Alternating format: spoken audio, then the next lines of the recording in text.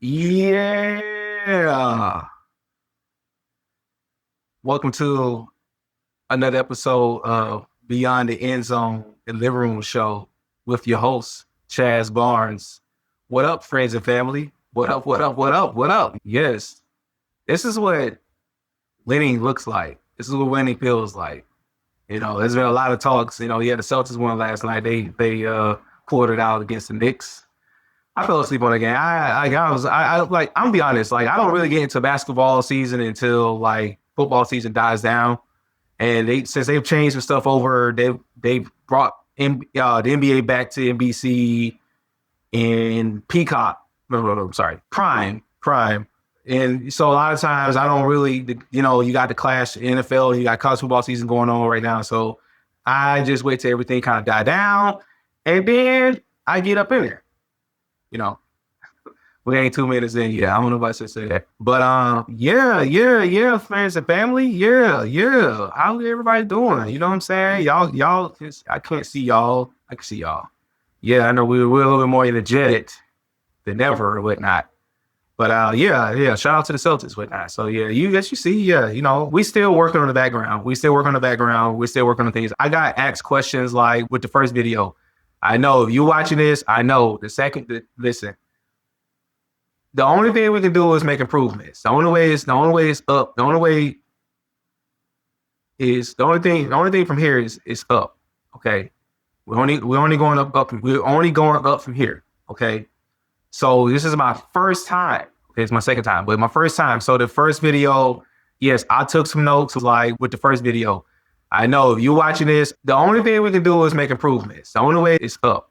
We're only going up from here. So the first video, yes, I took some notes and whatnot. I'm definitely going to be in the laboratory, with the low lights on and saying, yeah, I can do this better. I can do that better, so on and so forth and whatnot. Like I can be more clear on the topics and stuff like that because look, no, everything was choppy. Yeah, definitely. Everything was choppy. So we do the second video. We're going to limit that. We're going to play around with it. So we're playing around with a lot of different things. With that. Like one person asked me, is this going to be more New England sports based? I'm still working things out. So yes, of course, it will be the basis of it, but I don't want to limit myself. That's why I named it a show instead of a podcast for branding and marketing purposes. So I won't box myself in. I refuse to do that. So yeah, originally, but I have to find a way to incorporate all these sports at one time. It's hard to do that, so I have to kind of break it up. So I have 6 segments a day. I do have my notes here. And here's a big game here in Atlanta. The Tide versus the Dogs. And we will cover that. We will talk about that as well. The name of this, I might see the name of the episode is High Stakes. Hangover and High Stakes. SEC title preview, Chiefs collapse, Turkey Day trauma, and more. So I want y'all to rate, comment, subscribe, and review. I'm not asking for a 5-star comment. I'm not gonna ask for a 5-star rating. But I appreciate some feedback as well. So we're definitely working here. We're definitely working. So we're taking notes and stuff like that. So you got to get up for this stuff. You got to live for it. You got to get up for it. So yeah. So what do we want to talk about first? All right. So part one, I know as y'all probably say, man, part one, I probably had to redo part one. Part one should have been more, I say, the whole Belichick and Brady stuff really have played out, and it's kind of playing itself out. It's playing itself out without really it's writing its own story, of course. So I will probably do more of a deeper dive on that and probably make it short. I would do a part 2 when the New England Patriots clinch the AFC East. If and when we clinch the AFC East or the playoffs, I will do part 2. But I will do more of a deeper dive into Brady and Belichick's history and whatnot. Professionally, they always been complimentary of one another. Even post Belichick not coaching Brady no more, Brady not playing anymore, he's very complimentary. So I think that the same thing with Mr. Kraft, because shout out to them because Mr. Kraft, that's the thing I was worried about too, was they are both eligible, first ballot eligible for the Pro Football Hall of Fame. Well, I mean, you kind of got to, I mean, it ended sour. The latter days of their relationship ended very sourly. And I don't think it's the way I don't think it's the way they wanted to go. Like I said before, you want to go out on top. Sorry to go out on top. You want to go out with the horse you rode in town with, the same horse you want to ride out of town with. You don't want to ride a donkey, or in this case, maybe ride out with an elephant. But yeah, I mean, I would do more of a breakdown of it, and I give my monologue about it. Maybe spend like 10, 15 minutes on it. So I'm talking about it right now. But yeah, I think it's a good start. Just do a little more deeper dives and stuff like that. So yeah. All right. Ooh, good old H2O. All right. So Patriots, they are on a 10-game winning streak. 10 games. That means if I miss a week, I can drop a episode in and then come in to stay on rhythms, to stay on key. Yeah. That's what we're trying to say. So, yes, the Patriots are on a 10-game winning streak, and everybody is pissed off. They, if you check the power rankings, the Patriots wasn't like planning on finishing. They was picked to finish last in the division. Okay. It literally I think the Vegas odds had it where they were favored in 11 of the 17 matchups and whatnot. But people were picking saying, well, I think the team goes 7-10 and it's a rebuild and or 6-10, whatever and all that, right? Listen. The Patriots, we have been rebuilding for 5 years, okay? 5 years. Okay? 5 years. And a lot of people were wondering are they a scary team? Are they the best team? Are they this? Are they that? It's kind of funny how the narratives change when your teams get on start to just putting together a better season they have put in prior seasons. They're doing numbers they haven't seen in a long time. Okay. The last time they've had a 10-game winning streak was, I believe it was 2003, 2007, 2015, which Brady did it twice. Well, 3 times, excuse me. 3 times. Now, they've had streaks 8-game winning streak, 7-game winning streak, 5-game, and still kind of make sure that the win totals were high. I'm very thankful for this team. This team got to be very commended because I think that the low expectations, when I think about the offseason about the Patriots, there was the very first offseason where there wasn't really a lot of drama. Now, you might say that Stephon did stuff on the boat, but outside of that, everybody is really showing up and doing their job and doing what they're supposed to do. They are really working for one another, really working for one another. Did I have them going on a 10-game winning streak before the season started? Hell no. Okay? No. My thing was that I told somebody before off camera, well, before the show ever came about, is that you have to win the month. You can't win a Super Bowl in September. You can't win a Super Bowl in October. You can't win it in November. You can't win in December. You can't win in January. You win the Super Bowl in February. Okay? You win it in February. Okay? So keep this in mind. You need to win September. You need to win October. You need to win November. You need to win December to give yourself a chance to be playing meaningful football games come January. Okay? Y'all follow me? So you got 4 games in September, 4 games in October. You got 4 games in November. in December. You can't clinch the playoffs. Like again, go back. You can't clinch the playoffs. You can't clinch the division. You can't do anything. You can't even win an MVP in September. You can't win one in October. You can't win one in November. You can't win one in December. Okay, you cannot. I've checked it. I've tried, and they take Chaz. What do you think you're doing? Put that back. No. So for the Patriots to be on this this quest that they're on, I love it. A lot of folks are like, yeah, man, y'all looking good, man. Listen, the narrative's changed. It's like when we was ass. I said, I ass, okay? Ain't nobody want to feel sorry for us. Same with the Giants. Listen, giving the Giants the business, that's all those Super Bowl losses. And I rarely bring up that Super Bowl. I rarely bring up the Super Bowls. I leave that where it's at, but I'm looking like they all mad, like, oh man, the Patriots out there hitting. The quote, let me see if I can quote the lyrics right from Eminem. Oh, yeah, I'm getting you back, bully, once and for good. You know, like we taking your lunch money.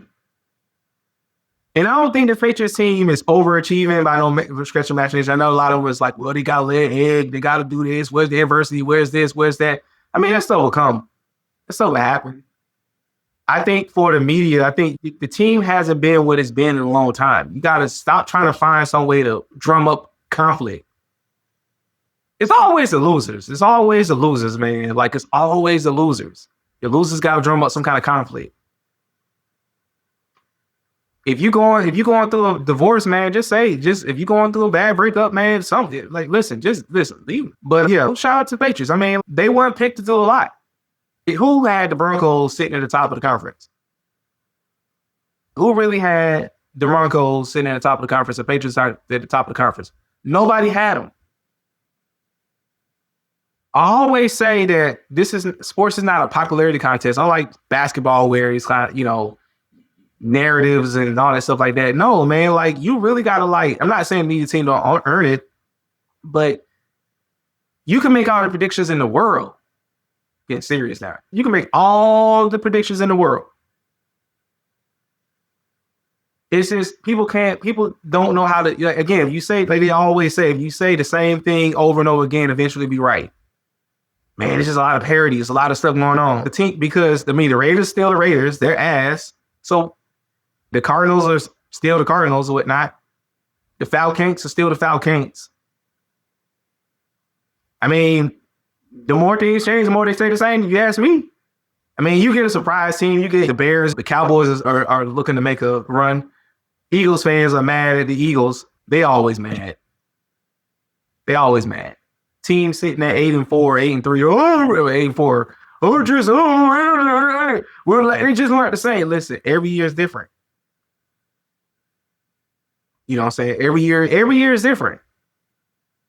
You can't, teams, you lose players, you lose coordinators, you lose ownership, you listen, but for them to be a defending champion, and because even when they were on their net, y'all gotta realize when the dark days come, the dark days do come. Excuse me. The dark days do come. And then y'all, the thing about it is fans think they're smarter than the ownership. If you think you're smarter than ownership, then go apply for a job for them. You think you're smarter than the coach, then go apply for the job. Make sure y'all rate, comment, and subscribe. It look derailed over here. People think they just smart. People think they're smarter than listen, take it when one of these coaches lose their job, coordinator lose their job, then you go apply for their job. Okay. But shout out to Patriots, man. We're staring down a AFC East title for the first time since 2019. The matchup against the Bills is very important. The game that the Bills play this weekend, if they lose, the magic number for the Patriots will be 1. This is the first time in a long time where they've cleared out the AFC. Because a lot of times, if I can memory serves correctly, we clinch the division. Usually we don't clinch until December. And usually it's, I don't know, we usually it's division. Usually it's a divisional game. Usually it's at home. I think we can clinch it next week. I don't know. We might drop a game. I mean, I'm not saying just drop a game just for the sake of dropping a game. Now, we might very well clinch it. But there's still more to play for. So if you clinch it, it's still more to play for. At worst, you might clinch a playoff berth. If we don't win the game, we might have a chance to play next week and clinch a playoff berth. And then, because we don't play the Bills. The thing about it is, we don't play the Bills again. So after this matchup, unless we meet up in the playoffs, we don't play the Bills again. So this is very important for us to try to take this game. Take it. You know what I'm saying? Put us, really in the driver's seat. Now, we got to speak about the Chiefs. Oh, boy. Oh, boy. Oh, boy. The Chiefs are 6-6. They're 6-6. They're not out of it, but the game they play Sunday night against the Texans is very important. Very important for them. Because I think the Houston Texans are outside. They're in the hunt as well. I think as it currently, if I don't have it up right now, but if I remember, I know it's Patriots, it's Broncos, it's Steelers. Oh, Colts. I'm sorry, Colts, which is about to get that division is about to get a little interesting. And I think it's Steelers or Ravens right now. And then you have the Chargers, and then you have the Bills. I think that's 17. So I think I counted out 17, right? So it's very tight. It's very tight. So people say there's a lot of bad football. No, it's tight. It's tight. With the thing with the Chiefs has encountered stiff resistance. It's one thing to have one team in addition to your team doing very well, but you have two teams that are doing pretty well. It's almost like the NFC West. You got Rams, Seahawks. Sorry, let me make sure I got it right. Rams, Seahawks, third team. I know, but it's San Francisco. Sorry, that's what I was drawing. Yeah, San Francisco is actually 8. No, I'm sorry, they're not. They're 8-4, and they are a wild card team. That's wild. So their division is probably going to go down to the last week of the last couple of weeks of the season. Again, we're speaking on the Chiefs or whatnot. The dynasty is I don't think it'll be the end. I think it's the end of it. No, I think that which is a little strange because like when you think of the Patriots, everybody's like, oh my God, the Patriots. When you think of what the Patriots was, because you got to think when Tom was 30 years old, which is the same age as Patrick Mahomes, Tom was without a loss and it was having an MVP season. Now, I know it's hard to ask Patrick to do that. You want to be undefeated, but that's a tall ask. So, Patrick and the Chiefs, they have experienced a lot of success in the last decade and a half. Do I think they're going to go away? No, I don't think they're going to go away. Not while Patrick is still in his prime. It's going to look different because, after a while, Kelsey's going to, go away. It's already looking different. You lose players and stuff like that. But I wouldn't, that team still got a heartbeat. The season ain't over. Team got a heartbeat. I know I kind of made fun of them a little bit last week. If you can get to that episode. But no, I don't think the Chiefs, I think that even just long term, I think that they experienced, you can't blame them. You're not going to apologize for success created for themselves, but not. I don't know. I think you got to kind of see how they finish this year is going to determine what the next season is going to be. Well, we don't know what the next season is going to be, but they're saying like where things might be at that point. You know what I'm saying? So yeah, to some fans around the league, they might say some football justice has finally been done, finally been served. Losers can't tell winners what to do. The Chiefs are winners. Chiefs are the shit. They still going to be the shit. They even in an off year, which is an off year for them, they still the shit. They still are a whole country mile more better than the next, just in terms of what they have done get up to this point. Okay? if you want to say, okay, like for example, the Broncos outside of last year, whatnot, the Broncos were they were Broncoing up, okay? Like you had Russell Wilson, let's ride. Bronco, man, took all that money. So the Broncos hasn't really experienced a lot of big success in like relatively like almost 10 years. I mean, since Super Bowl 50. I mean, when the sheriff was in town, when the sheriff was still playing, as my brother would say, he would say the brain. He called Peyton Manning the brain. So this is a revival for them. Now, where a season ends, goes from here, nobody knows. Same thing, Patriots, somebody knows. It's not a foregone conclusion. But, they're still like the Chiefs are still, even in a down year. Even on a down year, because they haven't any of their 6 losses, they haven't been blowed out. They haven't been blowed out. They still gonna figure it out. What they have to do is just try to make a run at it and try to end the season on a high note and try to run down. If they can run, I know they got one more matchup against the Chargers, and they have one more matchup. I know they got a lot of divisional matchups is coming up, so they got to make ground. They can't afford to lose any more games. All right. Rate, comment, subscribe, and review. Okay. I'm not asking for no money. I mean, you want to donate something to the show, then I ain't got no links, but we're not asking for it. We appreciate it with that, so we can improve the lighting. We can improve this lighting, okay? We can improve the lighting. We can improve a lot of things, right? Because, like last week, I wasn't talking with the microphone. This week, I'm talking with the microphone. I used to do music. I used to rap. Okay. I thought about if I were to quote unquote do some music, I would just do a promotional track for the seasons for the show. I wasn't like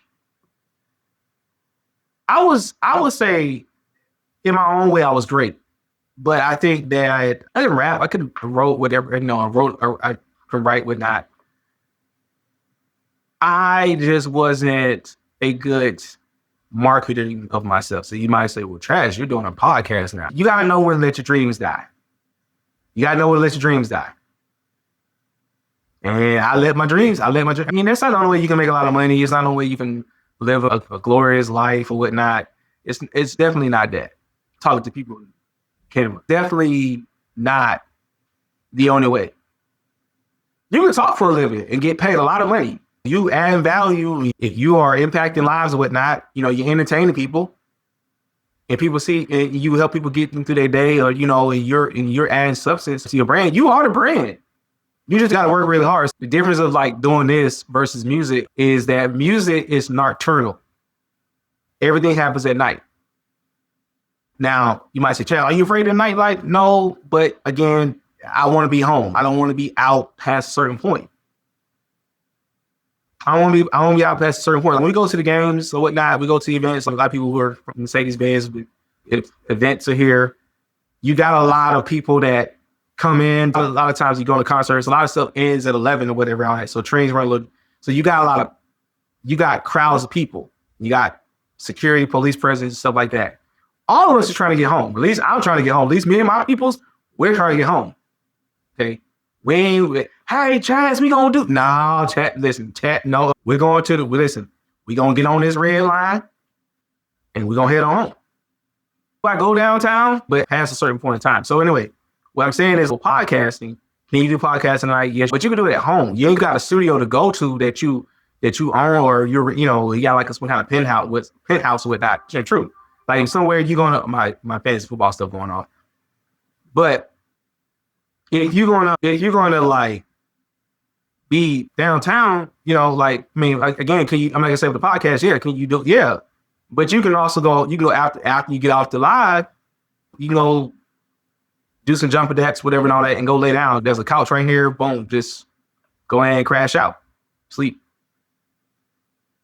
You gotta be trying to take a 2 a.m. car ride home. Do you want to be taking a 2 a.m. Uber home? No. With all the drunk people, no. So and also too, just a lot of some of the younger stars were passing deaths and stuff like that. I was like, ooh, it kind of gets beyond music with that. So I was just like, nah. When at the time did I ever have podcasting in mind? Not necessarily, but I mean, I'm not unopposed of working a 9 to 5. I mean, get your bag, get all bags in, and I have to ask Anton this, but you got to tap into the Patreon. You know what I'm saying? Bad chasers, whatnot. So you got to be leveling up with the people going in the similar direction you're going into. So all money in, all back. As long as you ain't like knocking over no corner store or whatever and all that, you ain't trying to embezzle and finesse people. You ain't trying to be like some of these mayors around the city. I know I'm just getting a little, don't mind me. But yeah, so you can talk for a living. You can talk. You might get a little internet beef and just hope it stays there, but you can talk.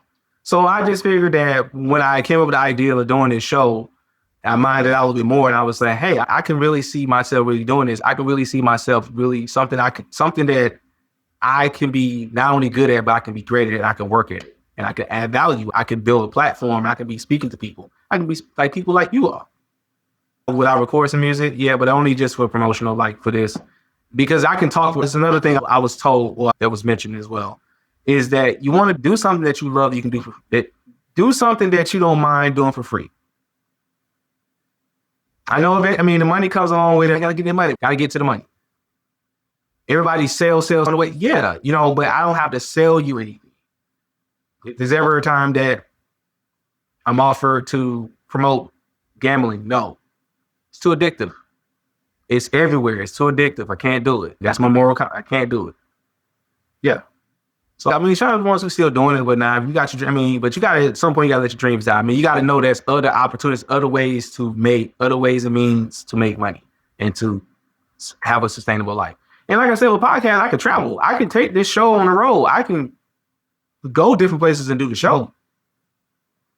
But anyway, get a little derailed here, okay? All right, so moving on to subject number 2, segment number 2, like, I'm on the track.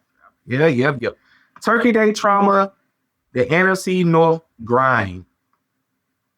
Y'all like, y'all might even know that. You never know what you might get on the show. I'm like, I might tell you a little story. Story time. No, tell you a little story. All right. So over the Thanksgiving break, besides the Chiefs losing, it was they didn't want to lose with that, but besides the losing, there was some other games, right? Detroit Lions and Green Bay Packers. Detroit fell. And the Ravens fell, but we're not going to speak about the Ravens. We're going to speak about the NFC North. So yeah, while the Patriots are handling business or whatnot, there was some carnage. The rest of the league was in a dogfight. There was blood in the streets, blood everywhere. Then nowhere in the NFC North. The Lions. Remember I talked about in the last episode? The Lions got good. They're still good. They're still good. Will the Lions ever win a championship? I don't know. We don't know. We don't know. But they had their moment ruined. Losing to the Packers 31-24. And I don't understand why Dan Quinn is calling plays or whatnot.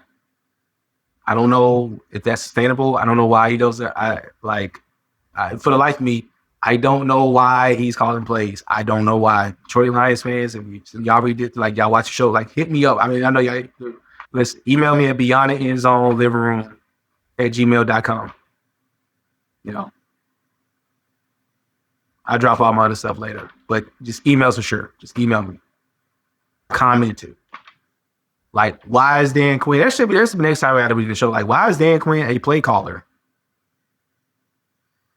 Now, they lost on their own turf. Okay. That's the ultimate holiday heartbreak. You not only lose a game, but you lose a tiebreaker. You lose, and you lose a tiebreaker, and you lose your mind. So, you wake up Friday, with a turkey hangover and a playoff nightmare. Because that loss just tightened up the NFC North wild card picture even more. I don't know what the Lions said there. I don't know. They said they're in the hunt. I think they're still like in that 7. It's like back in grade school, like prime numbers and it's the odd numbers, it's the even numbers. I don't get that. I don't understand that. But the AFC, not so much so. The AFC is the Patriots and a very, very long list of everyone else competing to catch us. Now, I mean, the Denver Broncos are right there. And also, I read something today online that we've beat all of our NFC opponents. So all we have is AFC foes with that. There's a real possibility that even without us playing each other's, the Broncos can still, even if we have the same record, tiebreaker may go to them.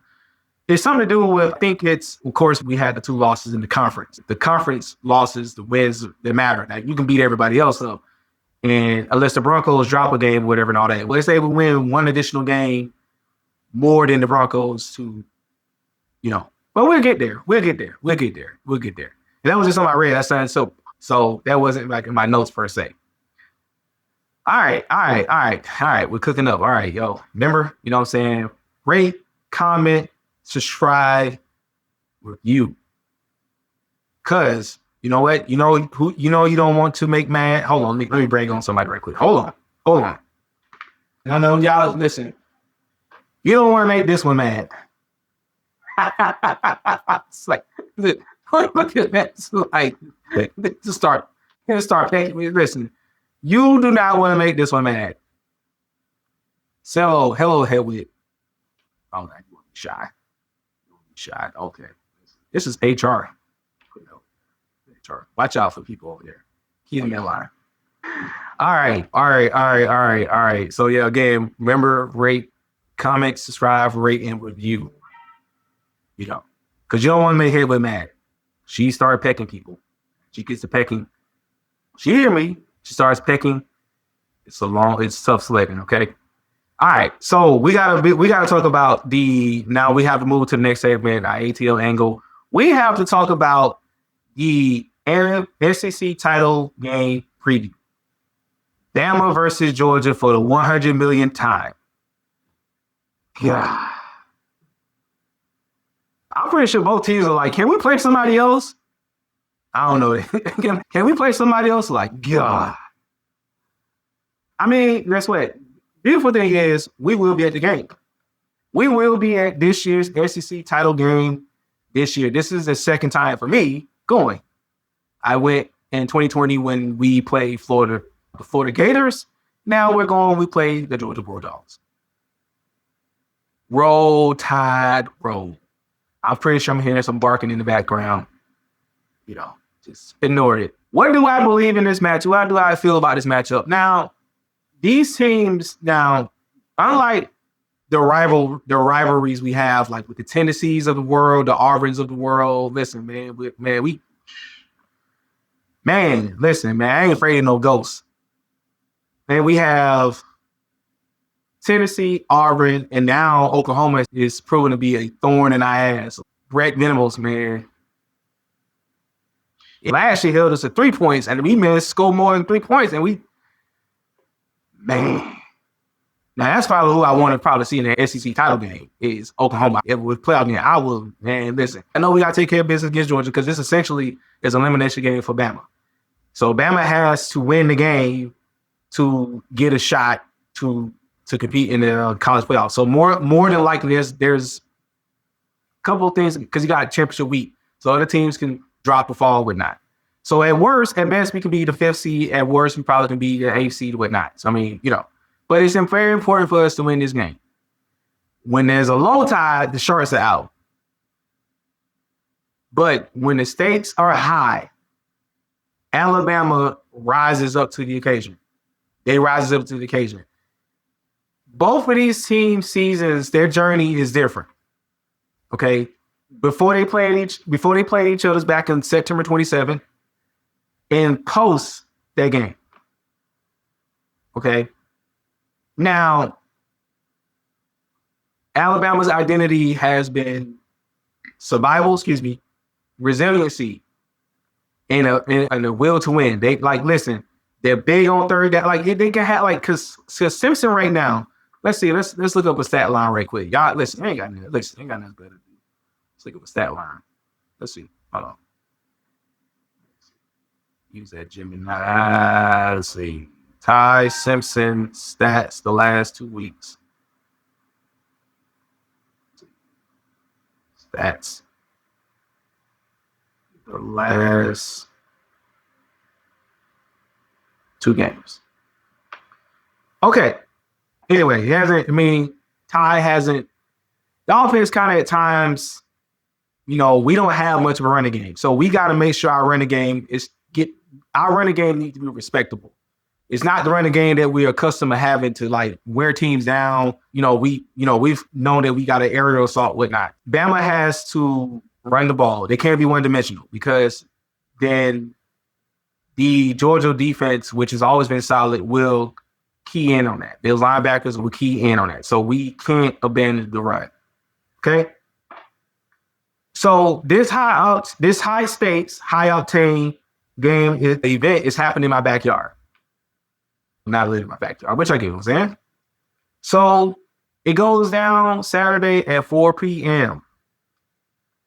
I don't know where y'all gonna be at, but I know I'm gonna be at for the next 3.5 hours. Rooting on. Roll, Tide, roll.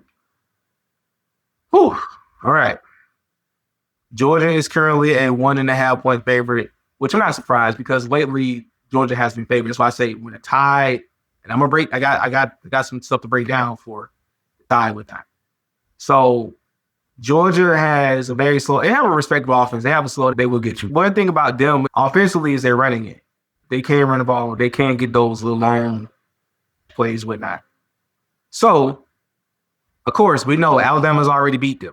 I'm not in their mindset, oh, well, we already beat them already. There's no big thing. Now, on the way, I probably would look at it like, oh, yeah, we already beat them. If we were sitting at 11-0, and I don't want to sit here and say because you're undefeated, if it was undefeated, just drop a game. Now, you don't want to be dropping games, whatever, and all that. But despite us already beating them, I don't care. You got to show up because the last game don't matter. You got to show up. For the Tide, of course, with the Tide going to be battling for their college playoff football lives, okay? It's certainly, if they are almost certainly out of the playoff field. They're currently ranked 9th in the field, but this is a sudden death for one of the greatest brands in sports.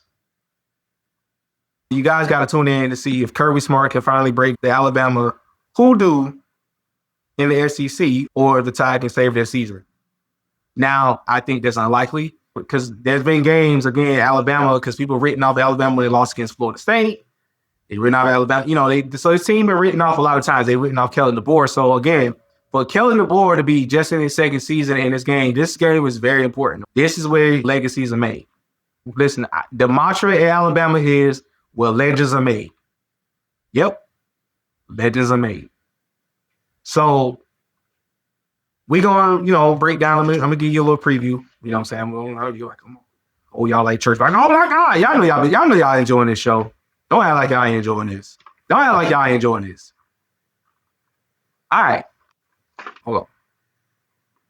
Turn the head backwards right quick. Look cooler than that. You know what I'm saying? All right. So, well, let's do this. Oh, wait. Here it is. Here we go. Hold on. Okay. All right. So here's I got 4 things to go over real quick. This is Alabama keys to victory.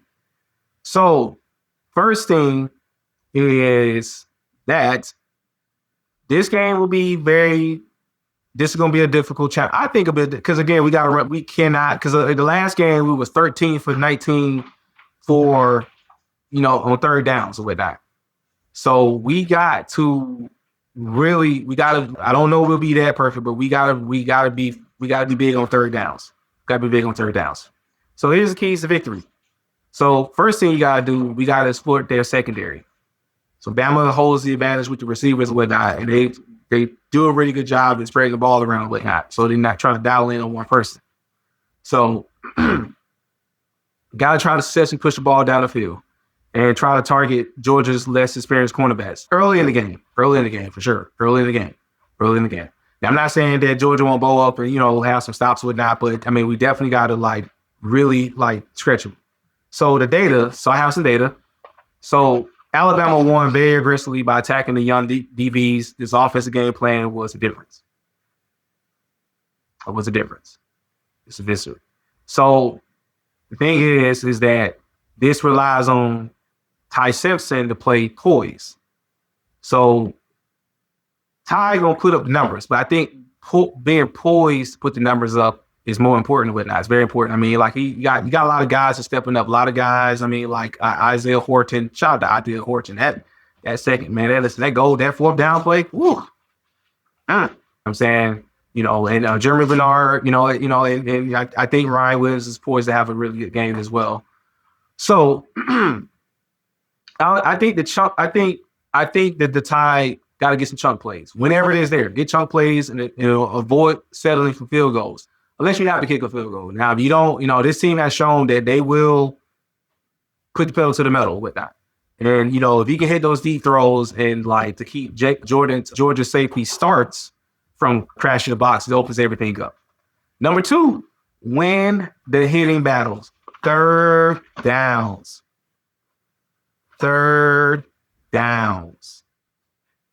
It's going to be critical, okay? I'm not saying you got to convert every third down, but you got to convert most of the third downs to keep the offense going, keep them on the field. Because in their first matchup, like I said, they were 13 for 19, in the attempts. Now, this is understandable rate. Now, again, it's not like Alabama. And again, it is unsustainable. Doesn't mean that, I think being more in third and manageable with that. So it's very unsustainable, but I think it's possible. It shows a blueprint for victory. Georgia's defense is better now, and we'll be looking to get stops. Like I said, they're looking to get stops. So the angle is Alabama can't afford to be sputtering drives. Please don't listen, Ryan Grubb, please do not take 1,000 years to get the plays in. You only get 40 seconds. You only get 40 seconds to get the plays in. I don't know they're trying to shop for groceries or whatnot. I don't know, but you only get 40 seconds. Just get the plays in. Get the plays in. So the success of success of misdirection plays, play action must be consistent. Okay, to stay ahead of the sticks. Okay, you want to play ahead of the game. Play ahead of the sticks. You don't want to be in third in no man's land trying to like hope that there's a pass interference somewhere. No, if they go 3 and out consistently, then the Georgia run game will control the clock. Number 3, defense must be clutch again. Defense must be clutch. Like the Iron Bowl game, got it. Yeah, you know what I'm saying? Alabama's defense must maintain its reputation as a clutch unit, forcing turnovers, getting key fourth down stops.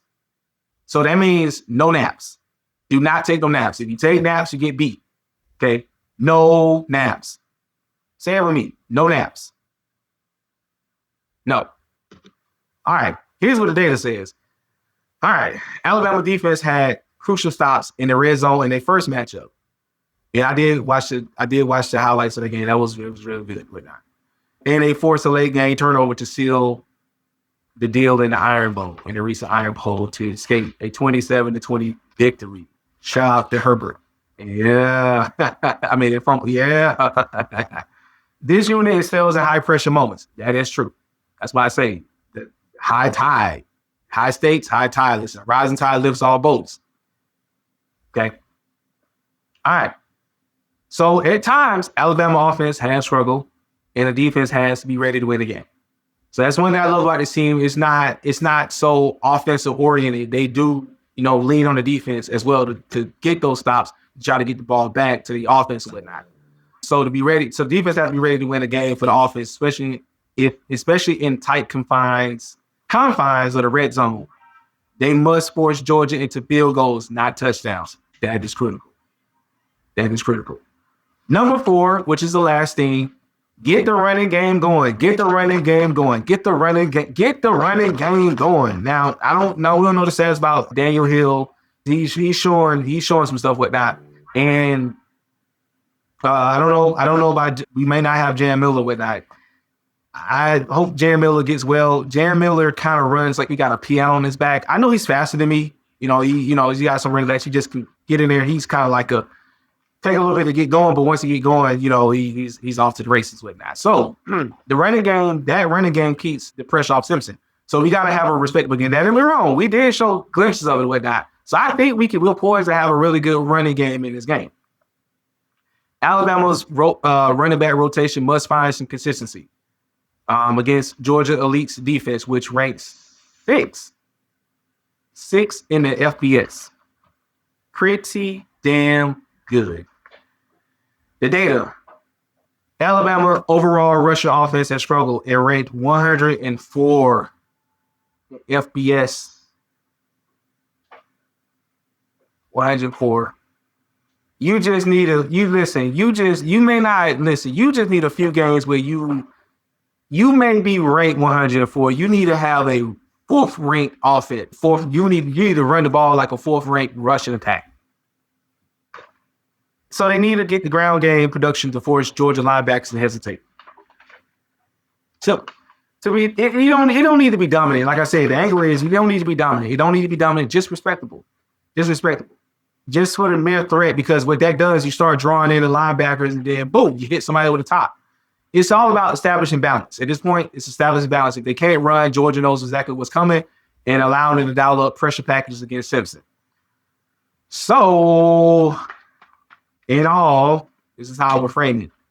In order for Alabama to pull up the upset, they got to replicate their third down magic from the first game and their clutch defense from the Iron Bowl. And usually when the stakes are high, when Bama's trying to get, and especially the last recent couple Iron Bowls, they rise to the occasion.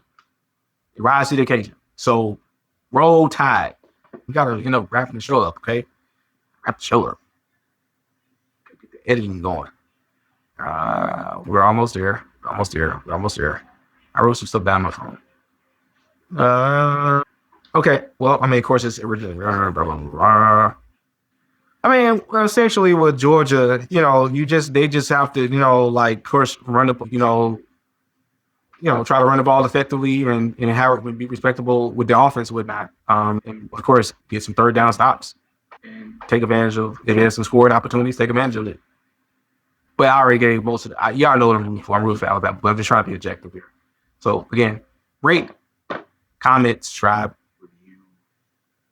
All right, so we're gonna move to the final thing. I'm actually gonna have to probably buy. No, that's the final thing. I'm sorry. What we are? We did how many subjects? We did we did the hook. We did Turkey Day trauma. We did the ATL. So 4. Okay, all right. We got 4. We got it. Oh my God, Trans, you got us here forever. Oh my God. Well, this ain't got this. All right. Number 4, the fandom contrast. Okay, and what I mean by this is some stuff I wrote down, okay? So this is going to be quick or whatnot. So it's essentially sums up like, okay, well, you know what? Why did I bring up this game? Okay, we're talking about the difference between pain and what the fans going to be feeling in that stadium come Saturday. The Alabama and Georgia faithful are facing a sudden death elimination. Their pain is instant and decisive and will ruin a single weekend. Now, how does this compare to Patriots? Okay. Well, the Patriots are 11-2 and they get to sit back and just watch everybody fight for it. Excuse me. They get to fight for it. They get to fight for it. So I will be, of course, like I said, rooting for Alabama. But like I said, I don't know. The contrast between Alabama fans and Patriot fans, it's tilt, but the thing is, the last 5 years, both programs have looked different. Both have looked different with that. Despite losing Nick Saban and whatnot, we still won a respectable 9 games, and this year we won so far a respectable 10 games. So we're trying to get 11 games with that. So we're trying to match with Patriots at. So it'd be awesome to be both of us be 11-2, and then when I come back and do the show, I'll be like, yo, guess what, y'all? We're 11-2. Roll Tide and go Pats. Yeah. So, we paid our dues. Even for the Patriots, we're paying our dues with now. For Bama, you just take care of business. You know what I'm saying? Take care of business. Don't miss. The no naps, don't miss. All right. So I got a couple of hot takes I want to run by y'all with. Now I'm gonna wrap this up with my favorite part. You know what I'm saying? We're trying this out. So this is called living room hot take. Yes. This is my living room, so just click. All right. This is where I bring up arguments and debates I've been having with my crews right into your headphones. All right. The Belichick divorce take. Now, remember I did say, is Drake is he's the successor, the heir apparent to Tom Brady. Well, I think that Drake May's legacy is more tied to Bill's failure than it is to Tom Brady's success. And I know this is the guy that's in his second year or whatnot. So yeah, I think it's tied to more Bill's success, Bill's failure than Tom's success. Because if you gotta understand, I mean, can you find an heir apparent success when you're winning? Yeah, but the probabilities of it are very low, because usually you gotta be picking top of the draft. You really gotta be mining out a talent. I know a lot of Patriots fans like, well, remember we had Jimmy Garoppolo? Yeah, I mean, Jimmy Jalopy, okay? I mean, he was okay. I mean, he, as we kind of seen further along, whatever and all that, I mean, especially if you watch him in the Raiders, I mean, you might say, yeah, he was good with San Francisco. Yeah, you know what I'm saying? But I'm pretty sure that most of the fans would probably wanted somebody else with that. So what I mean is, the reason the rebuild is working is because we proved we can succeed without the GOAT system. What do you think? What do you think? You know what I'm saying? What do you think? And I think I think that if you flush out the old and put in the new or whatnot, and this, I mean, again, this is only year one of what we're trying to do. So you got to see this over time. We got to see this over time. Okay, number 2, the Vrabel versus DeBoer rebuild. Now I don't know about this one. I'm not sure, because Nick's killing DeBoer sort of inherit what Nick Saban had, so it was more to try to sustain it. Braves, on the other hand, inherit a mean, nasty, stinky dumpster fire. A dumpster fire. Now I think terms of, I always say this about college football and professionals, especially NFL. It is a lot harder because you got to think you're churning out talent every year, and people are going to the league, and you got assistants taking assistants across the league. We would talk about Lane Kiffin on another time. That man is on a crazy train. Shout out to Ozzy Osbourne. Okay. That man is on a crazy train. Okay. And I mean, I did understand. I did understand because it's two sides of the story. So I did, objectively speaking, I did understand. So, in this case or whatnot, like I said, between both coaches, I think it's a lot harder for Braves. I mean, I know it's looking easy, but I think it's a lot harder. I think for killing the board is more to try to sustain it, but also bringing his own little peoples as well, and staff and culture and stuff like that. So I think we're seeing a lot. So I think the question is which coaching turnaround is more impressive? I would say that Mike Vrabel's is more impressive, because given that where the bar was set, even with Bill's final, where the bar was at, and for killing the board, you don't have to be the man to be the man. You just got to try to respect what the person did, but also add your own imprint because it's already set. The Alabama's legacy, the pageantry, the tradition is already laid out. All is already laid out. It's already laid out a way where you're going to have there's more chances you're going to have success than you have for failure. All right, that's what I got. I mean, so my take is that the reason the rebuild is working is because we prove we can succeed without the GOAT system. Okay, and I mean, not to say that nothing to Tom or whatnot, nothing. It's just that you have to eventually. I mean, I think that what they like, Mike Vrabel always says, it's interesting when you talk about the Super Bowls and stuff like that. It's interesting, but I don't know how that will help us now. How that help us win football games. So it's shown that you do need to kind of root out the old and bring in the new, but also respecting the heritage as you're moving forward.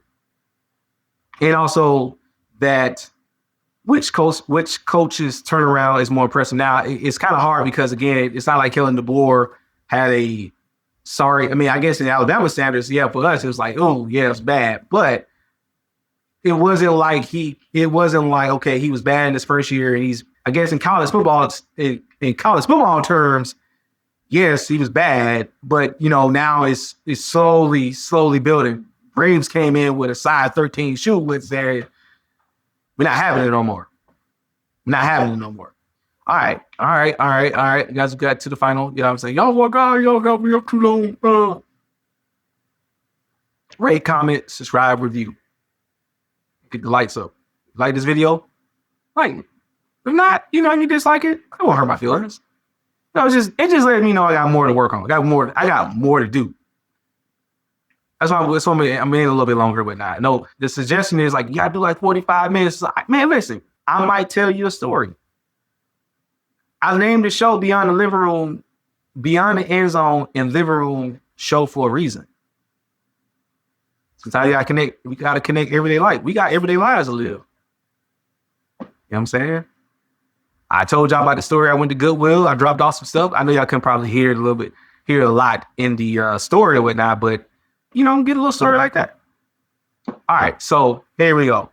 The final whistle. The final whistle. I gotta buy a whistle. All right. So this is it for this edition of this episode. So, share what you know. Like I said, like, rate, comment, subscribe, review, and share with your friends. Share with a friend, share with a family. Let them get in on this or whatnot. If they want to. Now, there's some people that be deep into social media, and there are some people that's about getting toward the end of the year, so they're about to go through a social media cleanse or whatnot, go through a social media fast. I understand that. We over here at Beyond the End Zone, at the Room Show, we understand that. We get that. All right. So we broke down the holiday weekend chaos or whatnot, the collapse of the Chiefs or whatnot, and we previewed the biggest college football game that I'm heading to. I will be there. And I will do a field report, not immediately after, probably when I get home with that. I probably digest with that because I can do it while I'm there, but I will be probably better if I'm home or whatnot, or probably do it Sunday. So you might get something more sooner than waiting until a whole show for it. So either I'll be saying Roll Tide, I'll be like those damn dogs. Ugh. All right. Like I said, I did hint at part 2 for the Belichick and Brady divorce.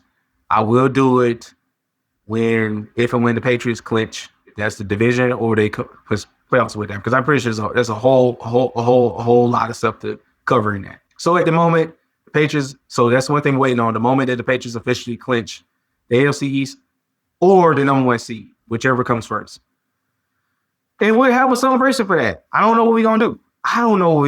You know what I mean? I came on here with the Celtics gear. Like last week, I came on with the Patriots gear. You know what I'm saying? So we don't know what we're gonna do. If this was Tuesday, I would have came on with the Patriots gear, and then maybe hit y'all up with the Celtics gear with that.